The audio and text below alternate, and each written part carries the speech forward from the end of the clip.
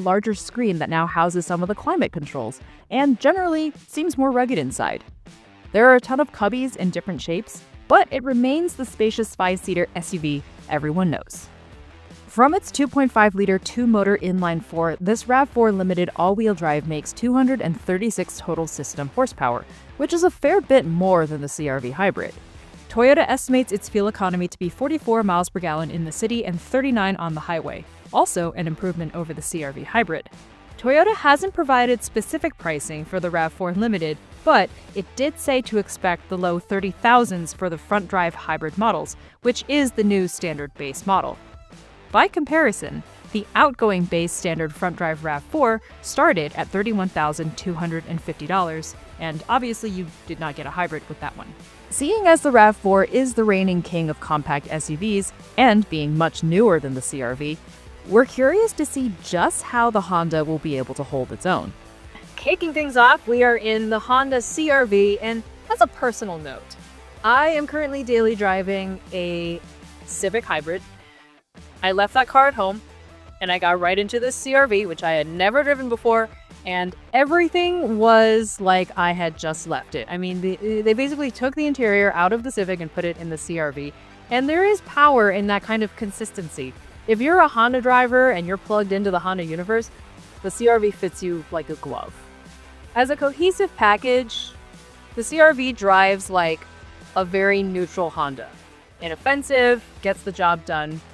But what is surprising, though, is on the curvier roads, it is shockingly fun. It keeps up with you despite being a hybrid compact crossover. There's actually some spunk in this chassis, and you need to like poke it a little bit to find it. I was able to take the CR-V out on some pretty nasty public roads today, and the CR-V, yeah, you could obviously feel that it was going over rough pavement, but it mitigated those bumps in a way that they were dulled and totally wouldn't ruin your day. The suspension is set up for pleasant everyday use. Obviously, it doesn't soak up the bumps like the really nice luxury cars, but as a comfortable thing that you just live your life in, yeah, the CR-V does it. And the fact that hybrids have come so far that you really don't feel a huge handoff between regenerative braking and friction braking anymore, I think is a testament to the technology. So we'll test the brakes. Big stop. Well-controlled body. A little bit of dive, but very manageable and, most importantly, predictable. So the CR-V has paddle shifters, which you might laugh like, haha, why does the CR-V have paddle shifters? But it's not for the transmission. It is for the regenerative braking severity. And there's a little bit of redundancy here because there is also a B mode, which Honda says is for situations like stop-and-go traffic or going downhill. Basically, if you were to use just the paddle shifters, you can adjust how much regen braking you have. It's not true one pedal, but it gets pretty close. But as soon as you accelerate, that regen setting disappears. But if you put it in B mode, it kind of already sets it and keeps it in a more aggressive regenerative setting. I also had a chance to try out the adaptive cruise control. This is where it gets a little mysterious to me, because in this car, on these highways, I could not get the lane keep assist to work very well. It was ping-ponging in the cars between the lanes. It would just stop seeing the middle lane. And it was just not very confidence-inspiring, and after a while, I turned it off. And this is confusing because it is a similar system in the Civic that I am daily driving, and I drove that car from Los Angeles to New York. I drove it across the country, basically in cruise control the entire time. Maybe it's just this car on these roads. I'm not sure what it is, but at this point, it seems like the adaptive lane keep settings sort of vary by model. And to go back on something that I started the section with, which is the layout and the ergonomics of the CR-V interior, everything is exactly where you expect it to be. Yes, it has the screen stuck on top of the console, which is not anyone's favorite look, but you know what? It's functional because there is a physical home button, and underneath there are physical dials for the climate.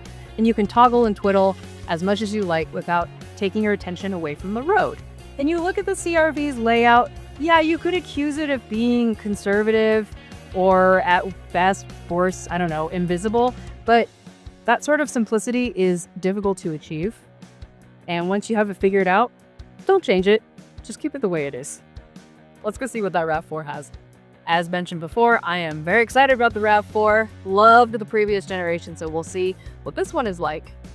To start, the steering is a little numb off-center, especially at low speed, but once you're going at, say, 45 miles an hour on this nice curvy road, things weigh up nicely and you get a pretty good sense of what the front of the car is doing. Even so, that kind of makes it reasonably fun to drive. I wouldn't say it's sports car levels of enjoyment, but if you wanted to drive this car quickly, it'll do it. Especially if you put it into sport mode, then everything weights up even more and you get even more confidence. This is, of course, a very smooth test track, and most roads in the United States aren't like this, but if you happen to be driving down one that is, the suspension is very nice. It's very smooth, it's very relaxed. However, we did manage to drive it on some public roads earlier and on some pretty gnarly ones too. And I gotta say, those impacts enter the cabin very, very jarringly. It almost reminded me of a body-on-frame truck, if you could even apply that to a compact SUV like this that's meant for everybody. It was just very sharp impacts, and I didn't feel like any of those impacts were mitigated into the rest of the chassis, but directly into my seat. Because it is a hybrid system, there's a lot of low-end power, especially when you're taking off from stop signs and stoplights and things like that. It is by no means a fast car, but you can still do all your merging, your passing, your maneuvers just fine. You won't win any races or light your hair on fire, but it is perfectly adequate at all of those things that you would need to do. The last thing I want to talk about are the ergonomics. Most people are going to be enjoying this car from the driver's seat, and I do appreciate all of the little cubbies here. There are so many places for phones, for items, for water bottles, everything you can think of, it's all right here within reach. That being said, I thought the last RAV4 was fairly incredible in its cabin layout. It was simple, unobtrusive. This one, I don't know what it was, but it seems like the designers tried to remake something that wasn't broken and made everything have a truck theme to it. So there's a lot of just blocky squares and expanses of plastic that don't really seem like they have a point.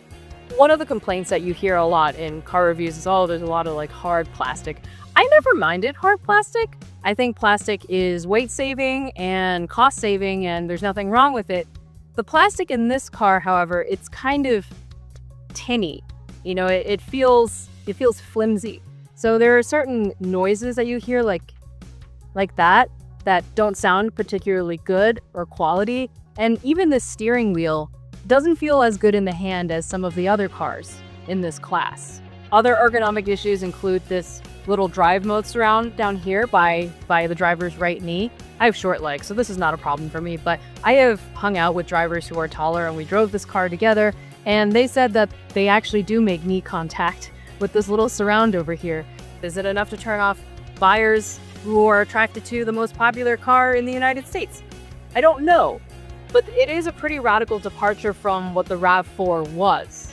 So only time will tell if this has an effect on sales figures. This is why this comparison was hard. These two cars were so evenly matched across like all criteria: performance of intended function, technology, engineering excellence. But at the end of the day, the CR-V did edge out the RAV4 by a little bit. And this is what I realized about the RAV4. You are no longer just buying this Toyota for its driving dynamics or its interior. It's for the powertrain now, and the associated Toyota reputation for reliability that comes with it. So that's your price. But as a car that normal people like you and me buy, the CR-V is just better. It drives more cohesively, and the interior is better, friendlier, and more convenient to hang out in. Now, we do applaud Toyota for taking a risk with the new RAV4. Risks are always good, but risks also don't always pan out. And so in this case, it makes it obvious that sometimes when you get it right the first time, just leave it alone. So thank you so much for joining us on this comparison, and we will see you on the next one.